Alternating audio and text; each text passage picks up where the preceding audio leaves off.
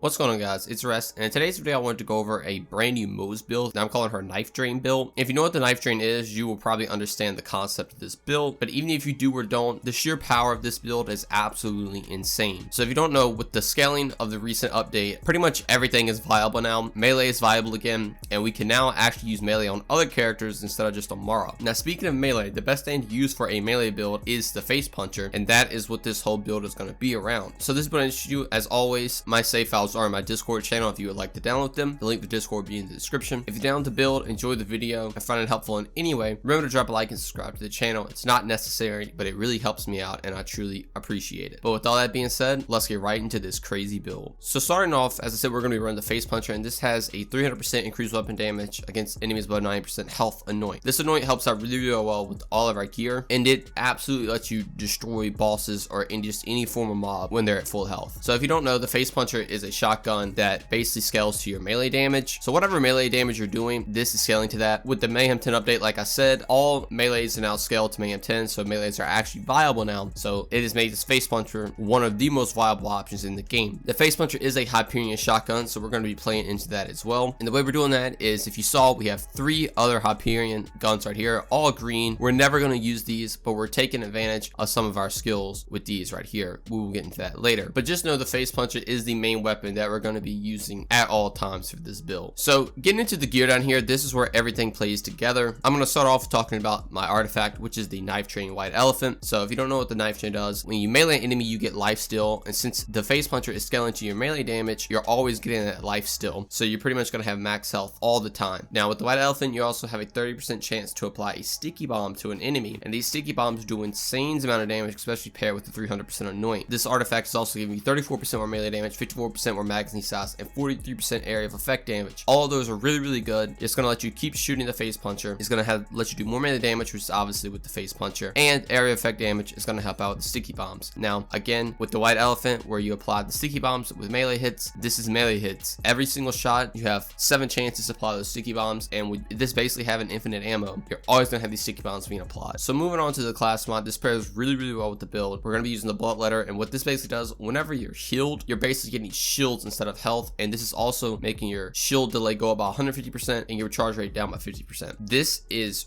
really good for this build, because now our Knife Drain is healing our shields instead of our health bar. This is also giving you more critical hit damage, more splash damage, and more melee damage. Again, all these are really good. The White Elephant bombs can crit, which is buffing the critical hit damage. Splash damage is obviously buffing the explosive damage, and more melee damage on both of these is buffing the face puncher. Now the reason you want to be restoring your shields at all times instead of health is because the shield we're using, that is the one-shotter shield. So if you don't know what this does, every single time your shield is full, you're getting 100% more damage. Now the reason you're not going to be using something like the rerouter is because the one-shotter actually applies to all pellets. So every single pellet you're shooting from your shotgun, all 7 of them, is getting this buff instead of the rerouter, where we'd only be helping one of the pellets. Even with the face puncher being melee damage, the one-shotter shield is giving you bonus damage with that, and it is absolutely insane. With all 3 of those combined together, you have your weapon that's doing melee damage, healing you with the Knife Drain, and it's healing your shields because you're using the Bloodletter, and since your shields are max, you're getting bonus damage, and it's just a constant process. It synergizes so well. You're just going to keep shooting the face puncher with pretty much infinite ammo and insane damage, applying sticky bombs to everything that are blowing up doing insane damage, and you're never dying because, like I said, you just keep reprocking your shield, and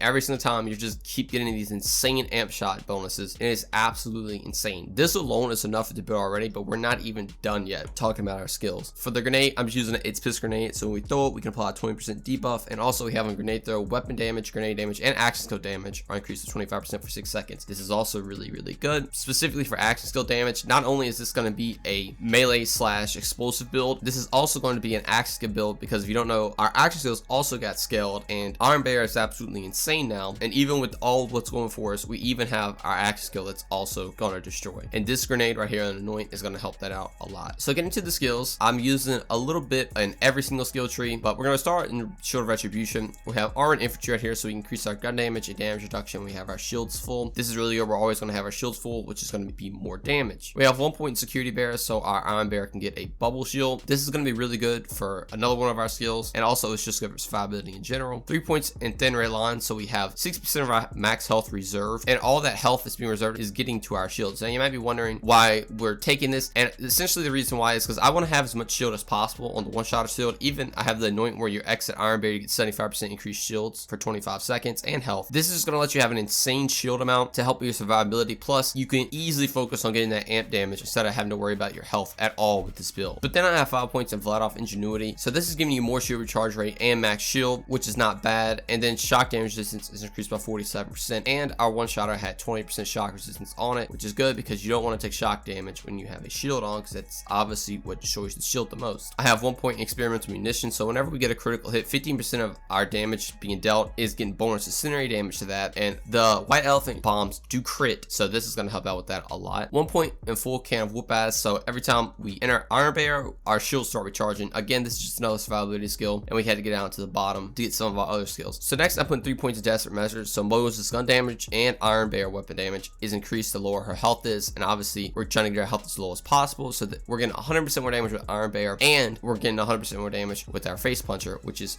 really good. 1 point behind the Iron Curtain. This 1 point is just to get down to the next skill, but you are getting more shield recharge rate and delay, which isn't bad. Then I have 5 points of Felix Doctrine, which is getting buffed to 7 with our class mod, and desperate measures getting buffed to 6 as well. But this is going to let you get more gun damage and more max shields every time you kill an enemy. This helps out an insane amount with survivability. You're going to have just a ton of shields on top of you just healing the shield every single time you shoot an enemy with the face puncher. You're getting those max shields, getting that insane amount of damage, and it is just insane. Now for our action skill, we're going to be running the rail gun with the shock and the corrosive augments on it. This is really good for the takedown. If you want to swap them out, you can. I just like running this because the shock right here is very good for ad clear, and the corrosive is very good for single target damage. Now going on to bottomless mags, I'm putting 5 points of cloud with lead, so every 4th shot does not consume ammo, plus it gets 11.25% bonus incendiary damage, which is really good because this actually does work with the face puncher. Then I'm putting 5 points in match set, so we have matching manufacturers. We're getting more magazine size per gun we have. So obviously we had the 3 Hyperion green weapons. This is going to buff that, so we're getting even more magazine size on our face puncher, which is crazy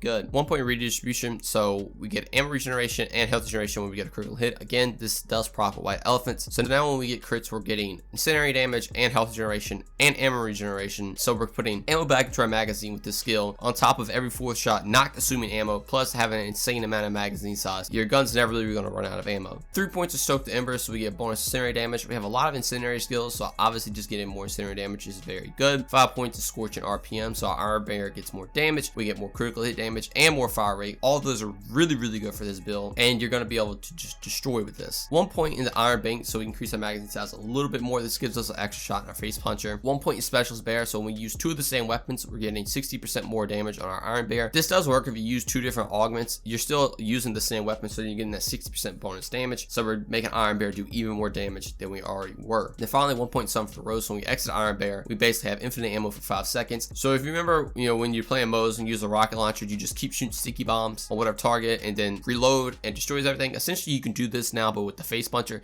you jump out and you can literally just spam white elephant grenades and kill pretty much every boss in the game. It's actually kind of ridiculous. But then finally going to Demolitionist Woman, we're putting 5 points of Fire and Skagin. So whenever we do splash damage, we're getting 15% bonus incendiary damage, even more incendiary damage, and we're always going to be doing splash damage with the white elephant grenades. This is very good. 5 points in Torque Cross Promotion, so we get 30% more splash damage and a 15% chance to double the splash damage radius, so we can just do even more damage. And finally, 1 point Auto Bear, so when we get out of Iron Bear, Auto Bear actually will remain active and shoot things for us. This is really good paired with that Security Bear skill, because essentially this is going to let you just jump out of the Iron Bear. It's going to have a shield up and it can just snipe people with the rail guns while you just shoot everything, doing melee damage and explosive damage, and it is so fun. So that is it for this build. I really hope you guys enjoyed it. Remember the synergy of this build. Like I said, the face puncher is doing melee damage, which is in return going to be proccing your knife drain and white elephant, so you're getting your survivability and damage. Then since you're using the bloodletter, that knife drain is actually healing your shields, and since you're healing your shields, you have the one-shotter shield, which is increasing your damage by 100% every time your shield's full. And then finally going back to the face puncher, since you're doing melee damage, you're always healing, and it's just a constant rotation of infinite shields, insane damage, and you can just destroy everything. This build is super fun. I highly recommend trying this out. This build is all possible because of the recent update that came out with the game. So if you just like running around melee and everything, exploding everything, or if you just like letting your Iron Bear do everything for you, if you want to swap it up every now and then, or if you like to combine both of those together and absolutely destroy the entire game, this is definitely the build for you. Like I said in the beginning of the video, my builds are located in my Discord channel if you would like to download them. Link to the Discord will be in the description. If you're down with the build, enjoy the video, find it helpful in any way, remember to drop a like and subscribe. It's not needed, but it really helps me out and I truly appreciate it. But I really hope you you guys enjoyed this Moze build. I know I typically do Amara builds, but I'm trying to start jumping into other characters, and I hope this build did it some justice. But thank you guys so much for watching, and I will see you in the next one.